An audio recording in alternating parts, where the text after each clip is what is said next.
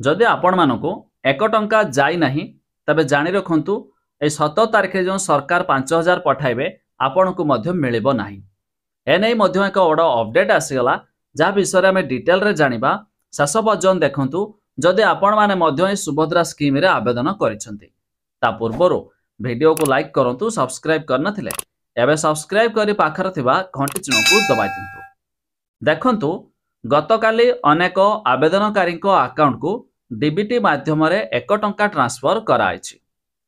जो मानक पाखकु टंका जाइनी सेमानकु मध्य पर्यायक्रमे जांच प्रक्रिया शेष होबा परे टंका पठाजिबो। सेपटे सुभद्रा योजना पाई सबुआडे चर्चा, सबु केन्द्र रे गहली चहली, जिला ठारू ब्लॉक सबुठी सचेतनता कार्यक्रम। एही सबु भितरे महिलांको खाता को आसीछि परीक्षामूलक 1 टंका। तबे जानि रखंतु जे मानकु 1 टंका लेखाय आसीछि ए 17 तारिख रे सेमानकु मध्य आसीजिबो 5000 टंका। हेले जे मानकर पहुंची नाही सेमानकर काईकी पहुंची नाही, कोन रहिछि प्रॉब्लम, सेमानको जांच प्रक्रिया शेष होबा परे आउ 1 तारिख रे मध्य सरकार टंका पठाइबे। या छडा आपण माने जानिथिबे हम उपमुख्यमंत्री प्रभाती परिडा सूचना दैछंती कि 15 तारिख पर्यंत जे माने अप्लाई करिसंती सेमानकु ए 17 तारिख रे टंका मिलिबो। तबे 15 तारिख परे जो माने आवेदन करुछंती सेमानकु सरकार आउ 1 तारिख घोषणा करिवे। सही तारिख रे सेमानकु मध्य टंका मिलिबो।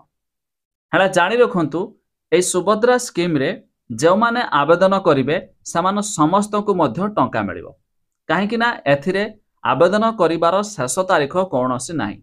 जते बेले भी अप्लाई कले एमानकु मध्य प्रथम किस्तीर 5000 टंका मिलिजिबो। हेले जो मानकु एबे टंकाटे जाई नाही बा 1 टंका जाई नाही सेमाने मध्य पाई पारिबारो वंचित हेबे। तबे आपण माने अधिक जानिया पाई वेबसाइट रो लिंक हमें डिस्क्रिप्शन रे देइछु। एमिति कि आपण माने केउ जिल्ला रो वीडियो देखुचंती ता निहाती कमेंट करिकि जणाइ देबे।